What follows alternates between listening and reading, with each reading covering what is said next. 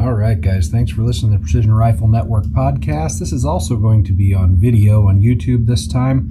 Just something I do occasionally just because it's sometimes nice to be able to see me while I'm speaking. So I've got my recorder going down here. I've got video cameras going here. I'm actually going to start the video cameras recording from two different angles here. So if you're watching that, you'll be able to see just a slightly different, more interesting angle every once in a while. So it's just a little less boring. About every 10 seconds it switches. So I don't know, you get a side view, you get a profile, almost a profile of me. So we'll see how that works, making sure it switches. Should have switched just now. There it is. Oh yeah, cool, it's working. All right. Guys, just you heard it in the intro, but my channel has a title sponsor, and that is Secure Gun Storage Solutions. You can use code PRN10 to get 10% off of any of the products that they offer. Also working with cole-tac, PRN10 for 10% off there. MK Machining, PRN10 for 10% there. Axle Hearing Pro, PRN15 for 15% off there. All these links are below all the videos, and you can check them out anytime. Might as well save some money on some stuff you're already going to buy, right? And it helps support my channel.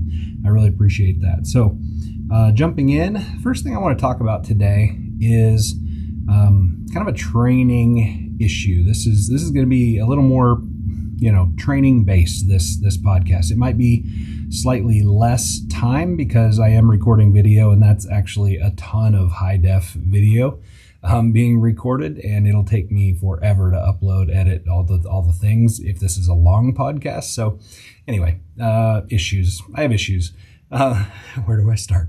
So the first thing is I'm going to talk about spotting impacts and misses.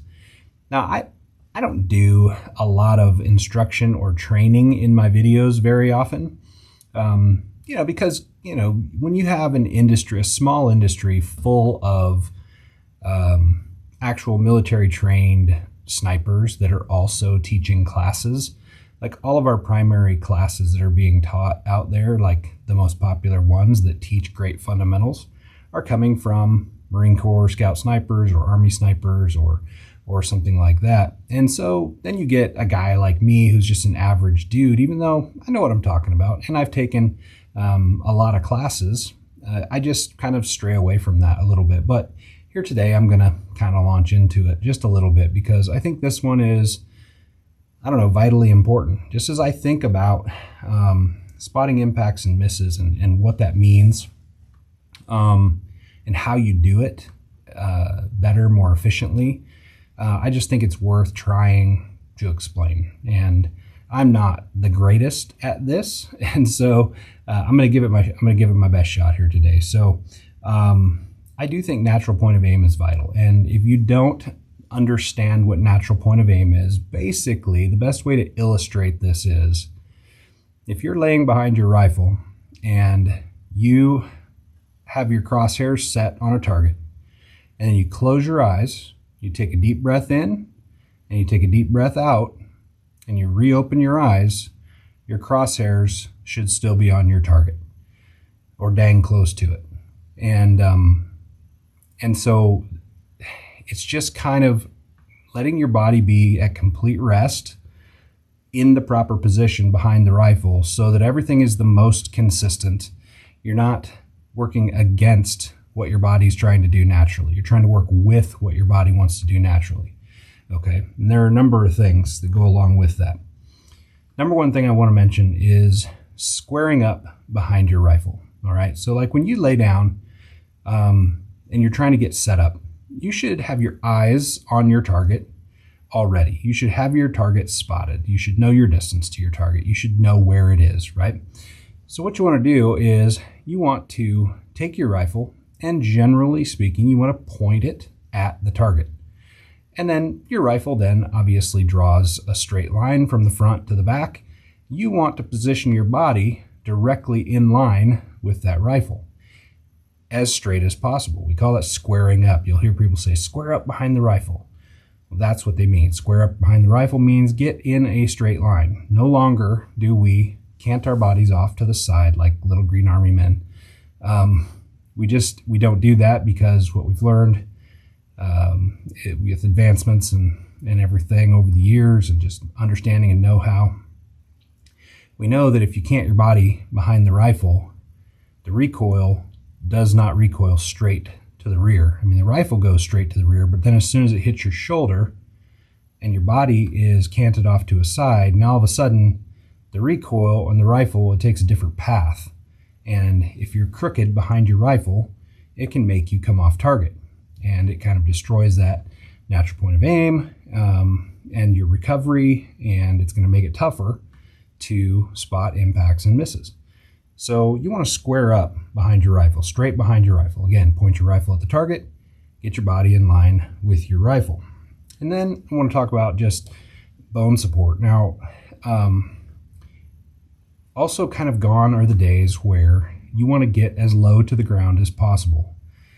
Like, people are different sizes. The best way to describe this is, and I think I've heard Frank Galley say, you know, when you were a little kid on Saturday morning and you were trying to watch cartoons and you wanted to lay in front of the TV, what did you do? You got down on the floor on your stomach and you propped your elbows up and your hands up under your chin, and you could sit there comfortably for hours watching TV. Now, you know, we're older, we're not as flexible, we get stiff and just kind of, you know, anyway, there's issues with sitting in that position to an extended amount of time. Old guys like me, you know, my back will start to hurt, my neck will start to hurt. It comes down to fitness and flexibility. But what I want to illustrate about that is the fact that your elbows, the bony part of your elbow is in contact with the ground, which is the most stable platform you can be on. So with that, think about how you position your body behind a rifle. Think about how big of a body you have. Like for me, for example, I have to, in a prone position, I usually run my bipod, even if on a completely flat surface, I run my bipod legs like a couple of notches up, higher off the ground than their lowest position. And the reason is because I have a broader chest, front to back. I'm just a thicker dude, and I want to be a little more upright, and I don't want to have to cock my head or cant my head quite as much behind the rifle. And when I've got my arms wrapped around, my left hand is holding on to my rear support bag, my left elbow then is going to be in contact with the ground, bone support, right? And my right elbow is going to be in contact with the ground, bone support. And I want my chest kind of touching the ground too, but I don't want to be in some kind of crunched up, cockeyed position. Everything should be very relaxed and comfortable. You shouldn't have to force yourself low to the ground. So take a couple notches up on your bipods next time and see about just getting that bone support figured out. I think that's really important to natural point of aim, and I think you should just be mindful of it if you're not already, and just try that, because I think it makes a big difference. Another part of it is consistent breathing. Now, there's just always a debate, right? I thought there was no debate, but I occasionally run into it on the social medias where people say, well, you should take a deep breath in and hold it and then take your shot. And some say, no, you should take a deep breath in, release it halfway out and hold it and take your shot. And as far as I know, as far as I'm concerned, the correct way is to take a deep breath in all the way out and hold it and then take your shot, because you can't consistently breathe the exact same amount of air in when you try to go in and hold. You can't get the exact same spot halfway out, quote unquote, and take your shot, but you can completely exhale, depleting your lungs fully of oxygen. That can consistently happen. So the most consistent you can be is by letting all of your breath all the way out and take your shot at the bottom of your breath. Now, the whole between heartbeats thing is a little silly. I don't go there. Maybe some people do, but I don't find that really matters at all. And so I just take the shot within, say, 5 seconds or so of letting my breath all the way out. If I can't get that shot off within about 5 seconds, I'll just take it down and take another breath and repeat the process. Because if you hold your breath for, even 5-6 seconds, something like that, your body starts to get tense. It's like, hey, I'm out of oxygen or whatever, and we start to just tremble, or heartbeat kind of increases, and things start to get harder to be completely still and calm. And so you got to get that shot off fairly quick, and that just requires you to be in the right position and have your natural point of aim and be ready to take your shot at the same time. So just some thoughts there, on breathing. And then, and of course, this is all fundamentals, right? And then another part of it is going to be your follow through. Now, I'm assuming, this is an assumption. Of course, this is all supposed to be natural point of aim and spotting impacts and misses. And I think it all goes in. It's like every little piece are the building blocks to doing this better. But I am making the assumption that you have a fairly lightweight trigger as a precision rifle shooter, and whether you press that trigger perfectly, 90-degree bend in your finger, whether you perfectly press it to the rear or not, there might be some variation in there, but I am going to make the assumption that your trigger is light enough to kind of cover up some of your trigger press flaws. That's a whole nother episode. But really, you're going to press the trigger, and then what is really important is your follow through. And some people are like, well, what does follow through mean? Well, to me, follow through means you press your trigger and then you freeze. You lock your body down. You completely freeze everything, holding that trigger to the rear until you see your impact. And you want to lock everything down. You want to freeze in place, because the whole point is to be able to see your impact or your miss. And the only way to do that, right, is to completely stop moving every piece of the system. You, the rifle, everything, so that you can get a clear picture as possible to see that splash or whatever on the target or in the dirt or rustling of the grass that, that you lost your shot into. Field matches suck. Let's all just agree on that. If it like disappears past a target out into space and it's all grass, yeah. Anyway, good luck with those. But anyway, you're trying to freeze after your shot, and to me, that's the most important part of your follow through, is just to hold that trigger to the rear and wait to see the impact.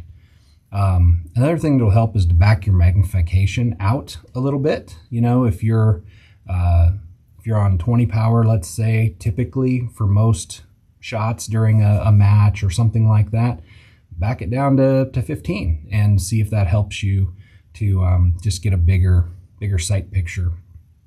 And, one thing I like about what Tyler Hughes says about this, I like listening to his podcast because I feel like the guy, he's just super solid on the fundamentals and all that kind of stuff. But one thing he says, it's like he calls it a bubble, something, I can't remember exactly, but basically it's a 1 mil bubble around the reticle, and you should not be moving past 1 mil when your shot goes off and you have movement in your scope, right? There's the recoil and there's the vibration from the shot.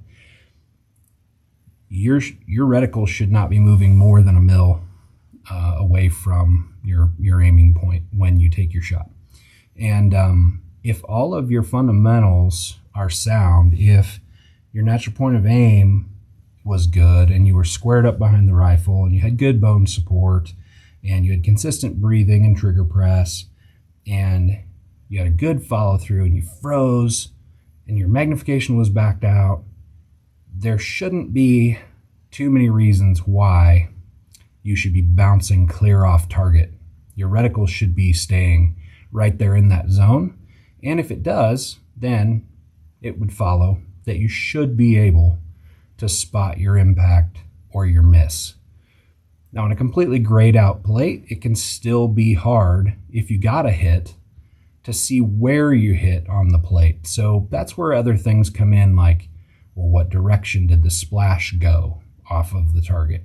Which direction did the target swing? Did it swing to the left? Did it swing to the right? Those sorts of things that just kind of, I think, comes with some experience and just seeing how targets move when you hit them. But all of that is super important, and it goes into being able to spot impacts and misses. And I just think that your ability to spot an impact or a miss and make a correction it might be the most important skill that you can learn in this game. I didn't really think about that before I said it, but I'm sitting here trying to think through. Like a lot of other things are just math or just science. And if you have a quality rifle and you actually know what you're doing theoretically, like one of the biggest things you can do to increase your hit percentage or finish better in a match or whatever, aside from reading stinking wind, like obviously that's an art form and there are very scientific ways of getting better at that. That most people don't put a lot of time into, myself included.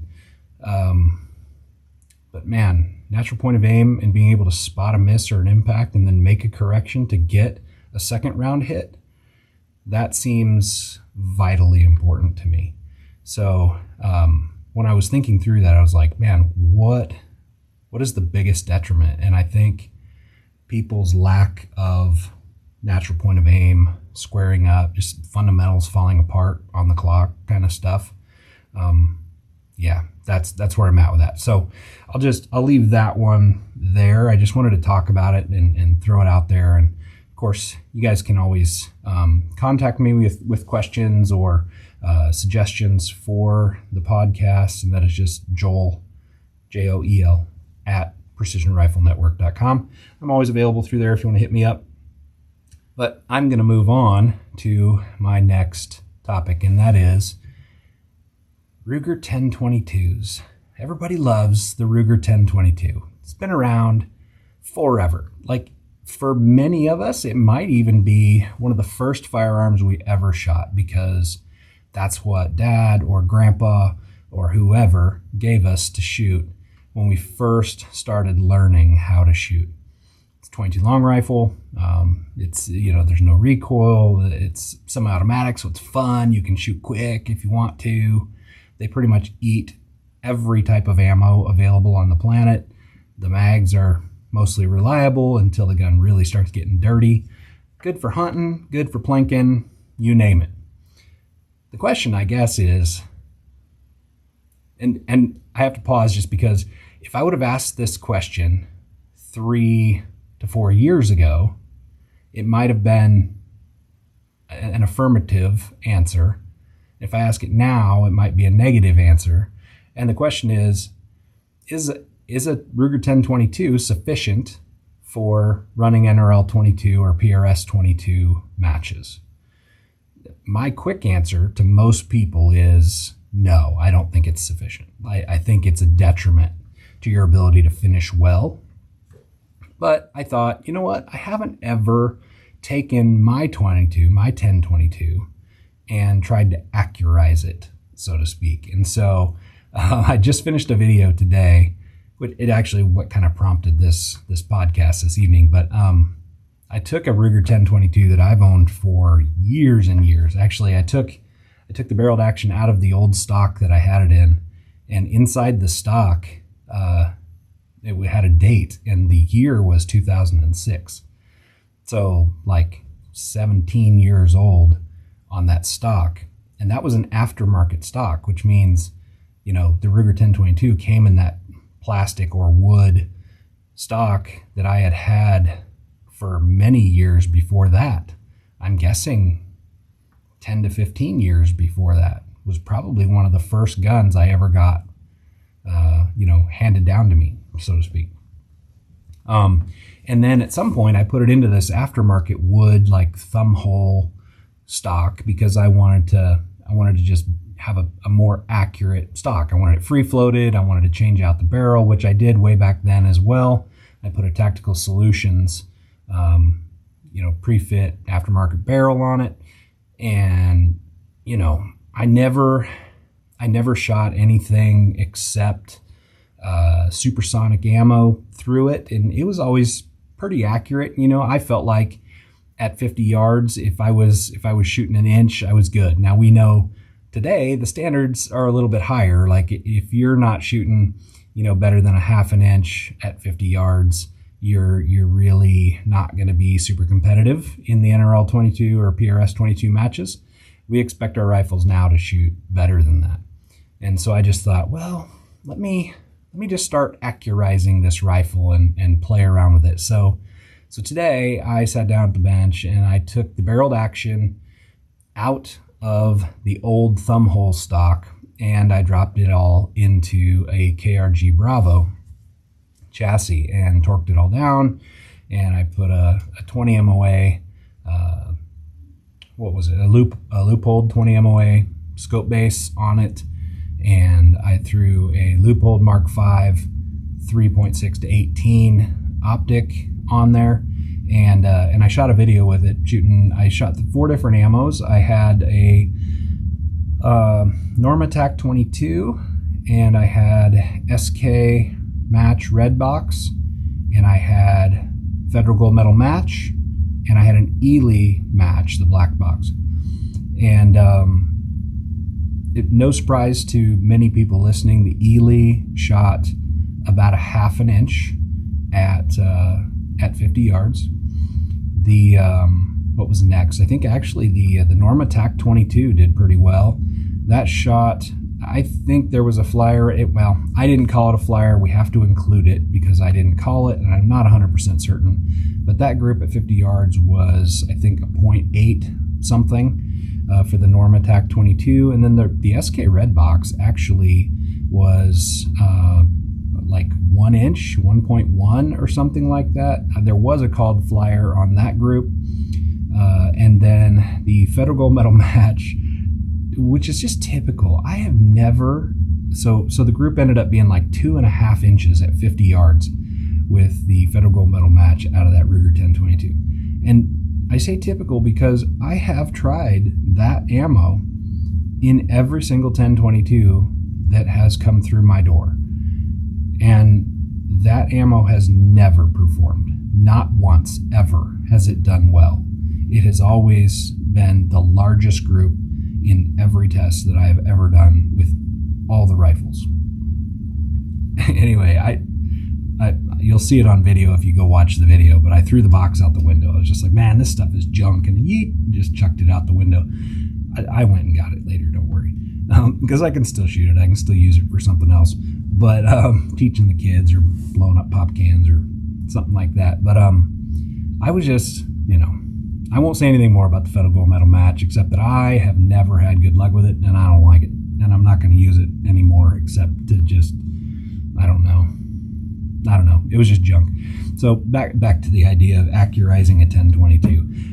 Some people have gotten good results out of them. I mean, I remember 2 or 3 years ago when I first started shooting the NRL 22 type matches here in Missouri, I remember a handful of guys running 1022s. In fact, some guys still try to run them today, but they've done significant work to them. You know what I mean? They've got Volquartsen, like custom 1022 type actions, with nice triggers, and they've got Volquartsen barrels, or they've got Anschutz type. I'm saying that wrong. Maybe it's not Anschutz. I know Proof makes 1022 barrels, things like that. Guys have put significant amounts of money into a 1022 to try to bring it up to the level where it's competitive. And I just don't think I'm going to go any deeper down this rabbit hole. Like, I bought this KRG Bravo stock wondering if that would make any real difference over that old thumb hole stock that I had it in. I didn't really see a whole lot of difference. It's different in that it's a lot more comfortable to shoot. I like chassis because there's a lot of adjustment, and now it's more comfortable to shoot, I can tell you that. And it lightened it up a little bit, and it's got like the butt spacers that I can completely remove and change that length of pole for my kids. So it's going to stick around, but I'll never run it in a match. It'd just be pointless, you know what I mean? So after today, my answer to anybody wanting to think about accurizing a Ruger 1022 because you think it might save you some money and you might be able to compete with it or whatever, man, my advice is don't waste your time and money. I just don't see it as a viable option. And people can argue with me, I guess, if you want, but they're fun. They're a fun plinking gun and maybe hunting squirrels or something like that. But man, they're not made for competition. Not by a long shot. In a world of Voodoos and Rimexes and Anschutz rifles, you're better off saving up your taco money and getting one of those because I just don't think you're going to beat any of those options with a Ruger 1022. Heck, factory CZ 457 beats it every day. You know what I mean? So yeah, there's that. I don't know what else to say on that, but that's kind of where I'm at. Last thing I wanted to talk about, and I'll acknowledge we've already been going about 26 minutes here on the podcast already. So I was hoping to make this more like a 20-minute podcast. It's going to end up being like a 30-minute podcast, but that's all right. That's typical. 30 minutes is typically where I try to land because I am not the most entertaining person out there. I realize this, and so I try to talk less. So last thing is a statement, and then I'll kind of fill in some blanks. I think that training, if you're trying to set a benchmark for yourself and train consistently and get better and be able to show improvement over time, then training should be done on paper. And I think it should be done at 100 yards and 300 yards for centerfire rifles. And so let me explain that. So, I'll start with lately, the last couple of years. Chris Way has kind of come onto the scene and brought his craft data drill, and it's a paper drill that is done at 100 yards centerfire rifle. And if you're not familiar with it, I've talked about it before, but just in case you're new or you just haven't heard of it, and you can go to his website, Craft with a K, Craft Data. I can't remember the name of the website, but anyway, really good stuff. And basically what you do is you want to take 3 shots from standing, 3 shots from kneeling, 3 shots from seated, and 3 shots from prone. And you're trying to get all of those impacts inside of 1 inch, as tight as you possibly can. Now, Chris would say he's had thousands and thousands. I think the number's at like 13 or 14,000, I think, number of targets. Maybe I'm off on that. Maybe it's 3,000 or 4,000. But regardless, it's a significant number of people that have tried this and submitted their data to him so that he can, track over time. And he would say that the average shooter out there on paper at 100 yards from using that drill is a 3 to 4 MOA shooter. So now if you think about that, that's not even wind, right? That's only at 100 yards. That's just simply testing fundamentals and your ability to, drive your rifle. And that, to me, that's an issue. I mean, if you're a hunter, that's an issue, man. You've got an 8-inch, let's just say an 8-inch kill zone. It's probably 8 to 10, it's probably 10, maybe even 12 inches on a deer. Well, given that type of, if you're a 4 MOA shooter and your kill zone is 8 inches, then you shouldn't be taking a shot on an animal past 200 yards, ever. You know what I mean? Because you're going to be probably shooting positional out in the woods. There's not going to be a whole lot of wind at that distance, but your positional shot could cause you to have an errant shot or not be as stable as you want, or maybe you're not used to shooting off of tripods or whatever. The whole point is you need to understand where you are, where you started at, right? And of course, Chris's craft data stuff is really cool, and he's come up with some new ways to track things and just coach people to be better. But shooting 1-inch dots on paper has been around long before Chris came on the scene, right? And the whole point is not necessarily that shooting a one inch group on paper is anything new and revolutionary, but his method of tracking the data and coaching people to get better is pretty cool. So you could check that out if you're looking for a training thing. I'm just kind of, I don't know, I just felt like being nice and shouting out Chris, because I respect the guy for all the work that he's putting in, and so I wanted to say that. But for me, I think that I can do kind of the same type of work myself by just putting a whole bunch of 1 inch stickers down there and just building a position and taking a shot. And then I break that position, I stand up, I reset, and then I build a new position at a different height or whatever, or the same height, it doesn't matter. As long as I'm trying to shoot a 1 inch pasty or 1 inch dot at 100 yards from a different position, breaking my position between each shot, and just see how consistent I am. And if I can't, my goal is to be consistently 1 inch in any kind of position, and that's what I want, right?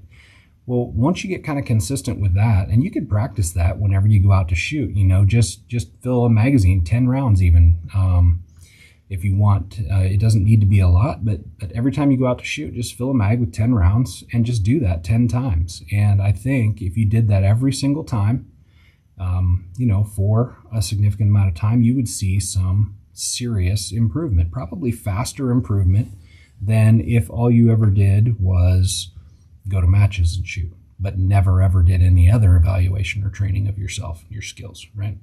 So I like that. I like it a lot. And then instead of just shooting steel all the time when you go past 100 yards, because most of us, when we go to the range, we're driving a ways, we're taking time off of work maybe, or time out of family time on a weekend to drive to the range, because most ranges that are significant distance, 1,000 yards or whatever, you got to drive to it. They're out in the middle of nowhere, and it takes time and commitment and whatever. And so when we get out there, we're like, wow, man, I ain't going to dink around with 100, 200 yards. Let me get out 300, 500, 1,000 yards, because I want to hit the far stuff. Like, that's the sexy of this sport. And but I would just say a lot of good work can be done at 300 yards on paper as well. A number of things that you can test from there, right? You can test that your drop data is dead nuts perfect at that distance. And I think that's important to dial on your 300 yard data, 1 mil or whatever it is, and hold on a 3 inch pasty, or a black dot or a black square that you've colored in that's about 3 inches, right? 1 MOA at 300 yards is 3 inches roughly. And just take a shot right there and see if your group is centered on that dot. Now, I'm not necessarily, I'd love it if, you were inside of 1 MOA positional at 300 yards on that piece of paper, because that meant that you had to get a lot of things right. Not only was your gun accurate and your dope was dead nuts on, but if there was any wind at 300 yards, you're going to see a little bit of influence from the wind, and so you will have had to made a wind call, you will have had to read it, you will have had to adjust for it. And so if you're getting 1 MOA and your group is centered and you had wind to deal with and a positional shot to deal with, and I just think that's great training, because paper doesn't lie. Like a steel target that's 2 MOA, for example, at 300 yards, and you hit it anywhere on there, well, you're going to be happy with that, because, man, that looks like a pretty small plate through my scope. And I guess the standard in these matches is, well, a hit's a hit, right? So as long as I'm getting that hit at 300 yards on that 6 inch plate, I'm good. Well, maybe drive yourself to be a little more excellent than that, right? And paper does not lie to you.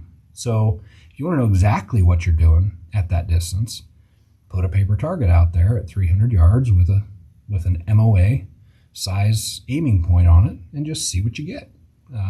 It's just really good training. And so that's it. That's all I want to say for today, guys. And I think just coming up, I'll just tell you, I've got more scope reviews. I've got a guy that's going to be working with me named Jared. You've actually maybe heard him on the podcast once before. He was the brand new shooter, but he's a brand new to PRS. Doesn't mean he's a brand new shooter. And he's been doing reloading quite a lot for a good number of years now. And Jared is going to come on and make some reloading video content for the channel. So I'm really excited about that. I'm trying to get him spun up on kind of how to do video and audio stuff right now, and get comfortable on camera and all those kinds of things. But he's going to be offering some reloading content for you guys on the channel. So hopefully you'll appreciate what he has to offer. He's going to kind of go down some of those rabbit holes that I am unwilling or unable to do. And so looking forward to that. And Justin Harrell is still going to be doing content. He's going to be doing some reviews very soon coming up on some products. And he's going to be highlighting some NRL 22 stuff that he's going to be doing down at Twisted Barrel Precision in Little Rock, Arkansas. Great new range down there if you want to check that out. And yeah, I think that's it. Guys, thanks. Thanks for watching on the cameras. Thanks for watching. And thanks for listening on the podcast. Yeah, that's all I got, guys. Thanks for listening, and catch you in the next episode.